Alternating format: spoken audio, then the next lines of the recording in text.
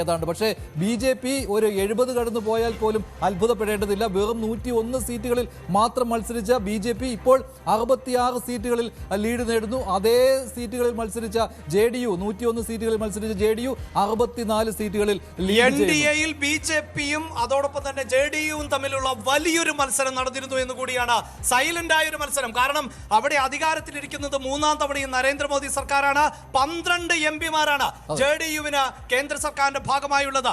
ആ 12 എം പിമാരെ വെച്ചുകൊണ്ട് ഇനിയും ഒരു വിലപേശലിന് നിതീഷ് കുമാർ തയ്യാറായേക്കും എന്ന കൃത്യമായ അറിവ് ബി ജെ പിക്ക് ഉണ്ടായിരുന്നു. അതുകൊണ്ട് മത്സരിക്കുന്ന സീറ്റുകളിൽ കൃത്യമായി വിജയിക്കണം, ജെ ഡി യുവിനോട് വിലപേശാനുള്ള ശേഷി ബീഹാറിൽ ബി ജെ പിക്കും ഉണ്ടാകണമെന്ന കൃത്യമായ തീരുമാനം ബി ജെ പിക്ക് ഉണ്ടായിരുന്നു.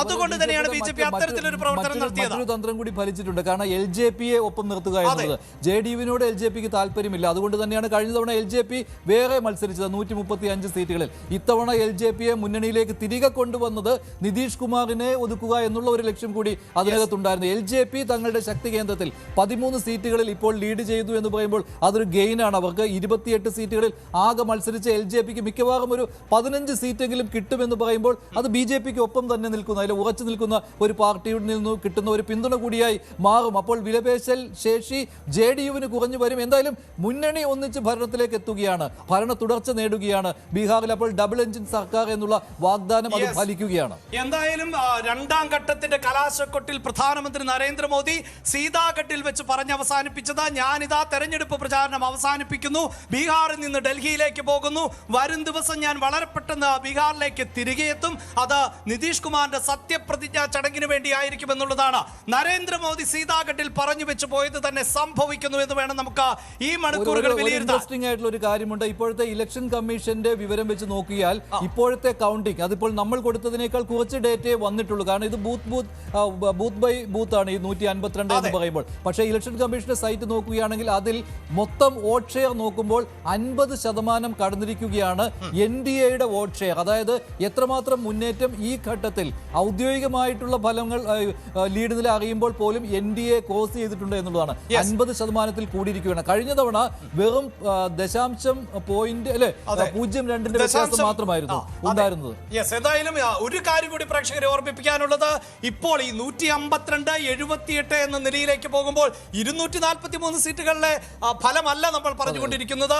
236 സീറ്റുകളിൽ ആണ് ഇപ്പോൾ ഈ ലീഡ് നില. 236, 243 മണ്ഡലങ്ങൾ ഇനിയും ബാക്കിയുള്ളൂ. 7 സീറ്റുകൾ ഇനിയും ബാക്കി കിടക്കുമ്പോഴാണ് 152 എന്ന വലിയ സംഖ്യയിലേക്ക് എൻ ഡി എ ഉയർന്നിരിക്കുന്നത്. അതിൽ തന്നെ ബി ജെ പിക്ക് ഇപ്പോഴും 66, ജെ ഡി യു 65. മിക്കവാറും തുല്യം സീറ്റുകൾ ഈ രണ്ട് പാർട്ടികൾക്കും വരുവാനുള്ള സാധ്യത പോലും കാണുന്നു. കൃത്യം സീറ്റുകളിൽ അവർ മത്സരിച്ചു 101 വീതം. അതിൽ ഇത്രയും വലിയ സ്ട്രൈക്ക് റേറ്റിലേക്ക്, അതായത് ഇപ്പോൾ തന്നെ 65% സ്ട്രൈക്ക് റേറ്റ് ആയി കഴിഞ്ഞു. ബി ജെ പി 67 ആയി, ജെ ഡി യു 65 ആയി. ഏതാണ്ട് അതേ 67-65 സ്ട്രൈക്ക് റേറ്റ് എന്ന് തന്നെ പറയാം. മിക്കവാറും 70% സ്ട്രൈക്ക് റേറ്റ് കിട്ടുകയാണെങ്കിൽ ഇല്ല വലിയ നേട്ടം. 10ൽ 7 സീറ്റുകളും ജയിക്കുന്നു എന്ന് പറയുമ്പോൾ അത് വലിയ നേട്ടത്തിലേക്ക് മഞ്ജുഷ വരും മണിക്കൂറുകളിൽ എനിക്ക് തോന്നുന്നു മഹാഗഠബന്ധനും എൻ ഡി എയും തമ്മിലുള്ള പോരാട്ടമല്ല നടക്കാൻ പോകുന്നത്, മറിച്ച് ബി ജെ പിയും ജെ ഡി യുവും തമ്മിലുള്ള പോരാട്ടമായിരിക്കും. അവിടെ നിതീഷ് കുമാറിനെ തന്നെ ഇനിയും മുഖ്യമന്ത്രിയാക്കുമെന്ന് ബി ജെ പി ആവർത്തിച്ച് പറയുമ്പോഴും എന്തുകൊണ്ട് ബി ജെ പിയെ പോലുള്ള ഒരു രാഷ്ട്രീയ പാർട്ടിക്ക്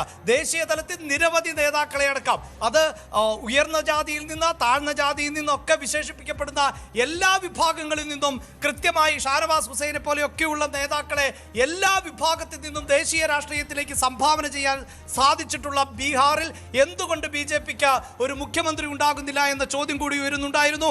അതിനുള്ള മറുപടി കൂടിയായിരിക്കണം ഈ തെരഞ്ഞെടുപ്പ് ഫലമെന്ന് ബി ജെ പി നേരത്തെ നിശ്ചയിച്ചുറപ്പിച്ചതാണ്. അതുകൊണ്ട് തന്നെയായിരുന്നു ബി ജെ പി എണ്ണയിട്ട യന്ത്രത്തെ പോലെ തന്നെ അവിടെ തെരഞ്ഞെടുപ്പ് പ്രചാരണത്തെ നയിച്ചത്. അതിന്റെ പ്രതിഫലനം അത് എൻ ഡി എയിൽ മാത്രമല്ല, ഇതാ ബി ജെ പി 67 സീറ്റുകളിൽ മുന്നിട്ട് നിൽക്കുന്നു. ജെ ഡി യുവിന്റെ വോട്ട് നില, ജെ ഡി യുവിന്റെ സീറ്റ് നില 64. അതായത് ജെ ഡി യു ഏറ്റവും വലിയ ഒറ്റക്കക്ഷിയാകുമെന്നുള്ള എക്സിറ്റ് പോൾ പ്രവചനങ്ങൾ പോലും തെറ്റുന്നു എന്ന് വേണം മനസ്സിലാക്കാൻ. ഇപ്പോൾ ബി ജെ പി ഏറ്റവും വലിയ ഒറ്റക്കക്ഷിയായി മാറുന്ന സാഹചര്യം. ക്യാമ്പുകളുടെ ഒരു പ്രതീക്ഷ 65 സീറ്റുകൾ എന്നുള്ളതായിരുന്നു. എക്സിറ്റ് പോളുകളിലും പറഞ്ഞിരുന്നത് 65 സീറ്റുകൾ വരെ ബി ജെ പിക്ക് കിട്ടും എന്നുള്ളതായിരുന്നു. ഏതാണ്ട് അതേ രീതിയിലെ കാര്യങ്ങൾ പോവുകയാണ്. അതായത് ഒരു 65 സ്ട്രൈക്ക് റേറ്റ് ഒക്കെ ബി ജെ പിക്ക് വരും എന്ന രീതിയിലുള്ള രാഷ്ട്രീയ വിലയിരുത്തലുകൾ വന്നതാണ്. അതേ രീതിയിൽ തന്നെ ഇപ്പോൾ 67 വന്നിരിക്കുന്നു. ജെ ഡി യു 64, 12 സീറ്റുകളിൽ എൽ ജെ പിയും ലീഡ് ചെയ്യുന്നു. അതേ സമയത്ത് മറുവശത്ത് നോക്കുമ്പോൾ 50 സീറ്റുകളിലേക്ക് എത്തിയിട്ടേ ഉള്ളൂ. 52 സീറ്റുകളിലേക്ക് ആയിട്ടേ ഉള്ളൂ. RJD കോൺഗ്രസ് 17 സീറ്റുകൾ, ഇടത് പാർട്ടികൾ പിന്നെ 3 ഇടത് പാർട്ടികളും ചേർന്ന് 9 സീറ്റുകളിലേക്കും വന്നിട്ടുണ്ട്. മഹാഗഡ്ബന്ധൻ ഇപ്പോഴും 80-ൽ കിതയ്ക്കുകയാണ്. 100 സീറ്റെങ്കിലും കിട്ടുമോ എന്നുള്ള കാര്യം ഇപ്പോഴത്തെ നിലയിൽ സംശയമാണ്. 7 സീറ്റുകളിലെ ലീഡ് മാത്രമേ ഇനി വരാൻ വഴിയുള്ളൂ. അപ്പോൾ തന്ത്രങ്ങൾ മെനഞ്ഞത് NDA ക്യാമ്പിന് അനുകൂലമാണ്. മാത്രമല്ല വാഗ്ദാനങ്ങളല്ല. അപ്പോൾ ഏറ്റവും അവസാനം 10,000 രൂപ അക്കൗണ്ടിലേക്ക് വനിതകളുടെ ഇട്ടുകൊടുത്തത് പോലും അത് വലിയ രീതിയിൽ അവിടെ ബാധിച്ചിട്ടുണ്ട്. അത് NDA സഖ്യത്തിന് അനുകൂലമായി വന്നിട്ടുണ്ട് എന്ന് വേണം കരുതാൻ. SIR ഒക്കെ അതിനെ ചൊല്ലിയുള്ള വിവാദങ്ങളൊക്കെ ഇനി കൊഴുക്കുവാനുള്ള സാധ്യതയുണ്ട്. അതുപോലെ തന്നെ ഇന്ത്യ സഖ്യത്തിലെ വിള്ളൽ അത് കൂടുതൽ ശക്തമാകുവാനും ഈ ഒരു തോൽവി മഹാസഖ്യത്തിനുണ്ടായിരിക്കുന്ന ഈ ഒരു തോൽവി കാരണമാവും. കാരണം കോൺഗ്രസും RJDയും തമ്മിൽ ഒരിക്കലും സിങ്ക് ചെയ്ത് പോയിരുന്നില്ല അല്ലെ, വെറുതെ വെളിയിൽ മാത്രം ഉള്ള ഒരു ഐക്യമായിരുന്നു. പക്ഷെ അത് മാത്രമല്ല 12 മണ്ഡലങ്ങളിൽ സൗഹൃദ മത്സരം എന്ന് കൂടി പറയുമ്പോൾ മഹാഗഡ്ബന്ധനകത്ത് വളരെ കൃത്യമായി ഭിന്നിച്ചു നിൽക്കുന്ന സാഹചര്യമാണ് ഉണ്ടായിരുന്നത് എന്നതും, അതോടൊപ്പം തന്നെ RJDക്ക് അപ്പുറത്ത് തേജസ്വി യാദവിന് അപ്പുറത്ത് കോൺഗ്രസിന് ഒരു മുഖത്ത് ഉയർത്തി കാണിക്കാൻ ബീഹാറിൽ സാധിച്ചിരുന്നില്ല എന്നതും എടുത്തു പറയേണ്ട പ്രതിസന്ധിയാണ്. ഒപ്പം മഞ്ജുഷ ഒരു കൗതുകകരമായ കാര്യം കൂടി സൂചിപ്പിക്കേണ്ടത് 2020 തെരഞ്ഞെടുപ്പുമായി താരതമ്യം ചെയ്യുമ്പോൾ ഇപ്പോഴത്തെ ടാലി നില പുറത്തു വരുമ്പോൾ NDAയിലെ ഘടകകക്ഷികൾ ഒന്നടങ്കം 2020-നേക്കാൾ മികച്ച പ്രകടനം കാഴ്ചവെച്ചുകൊണ്ടിരിക്കുന്നു എന്ന് തന്നെയാണ് നമുക്ക് മനസ്സിലാക്കാൻ സാധിക്കുന്നത്. JDU 64 സീറ്റുകളിൽ, BJP 67 സീറ്റുകളിൽ, LJP അടക്കമുള്ള മുന്നണിയുടെ പാർട്ടികൾ എല്ലാം മുന്നിട്ട് നിൽക്കുന്നു. HIM-ഉം RLM-ഉം നില മെച്ചപ്പെടുത്തുമ്പോൾ മറുഭാഗത്ത് ഇതല്ല സാഹചര്യം. ഇപ്പോൾ സീറ്റ് നിലയിൽ നേരിയ കുറവുണ്ടാകുന്നുണ്ട്. NDAയുടേത് 149 എന്നതിലേക്ക് എത്തിയിട്ടുണ്ട്. 237 മണ്ഡലങ്ങളിലെ ഫലം, 237 മണ്ഡലങ്ങളിലെ ലീഡ് നിലയാണ് പ്രേക്ഷകരുടെ മുന്നിലേക്ക് എത്തുന്നത്. അവിടെ 149 സീറ്റുകളിൽ NDA മുന്നേറുകയാണ്. നേരത്തെ അത് 152 ആയിരുന്നു. 2 സീറ്റുകൾ ഇപ്പോൾ കുറയുന്ന സാഹചര്യമാണ് ഉണ്ടാകുന്നത്. അപ്പോഴും BJP ആണ് നിലവിൽ ഏറ്റവും വലിയ ഒറ്റകക്ഷിയായി തുടരുന്നത്. 67 സീറ്റുകളിലാണ് BJP മുന്നിട്ട് നിൽക്കുന്നത്. 64 സീറ്റുകളുമായി JDU ഇഞ്ചോടിഞ്ച് പോരാട്ടം. അഭിലാഷ്, ഇതിപ്പോൾ മേഖല തിരിച്ചുള്ള കണക്കുകളും എങ്ങനെയാണ് മാജിക് ഫിഗറിൽ ഇത് വ്യക്തമാകുന്നത്? കാരണം നമ്മുടെ മാജിക് വോൾ അത് വളരെ കൃത്യമാണല്ലോ. അപ്പോൾ ഓരോ സീറ്റ് മാറി മറിയുമ്പോഴും അപ്ഡേറ്റ് ചെയ്യുന്നതാണ് മാജിക് വോൾ. അവിടെ ER രാകേഷ് തുടരുന്നുണ്ട്. രാകേഷ്, ആ മാജിക് വോൾ കാണുമ്പോൾ തന്നെ അതിൻ്റെ ഒരു ഭംഗി അവിടെ കാണാം. മിക്കവാറും ഇപ്പോൾ മുഴുവനും നിറഞ്ഞു കഴിഞ്ഞു.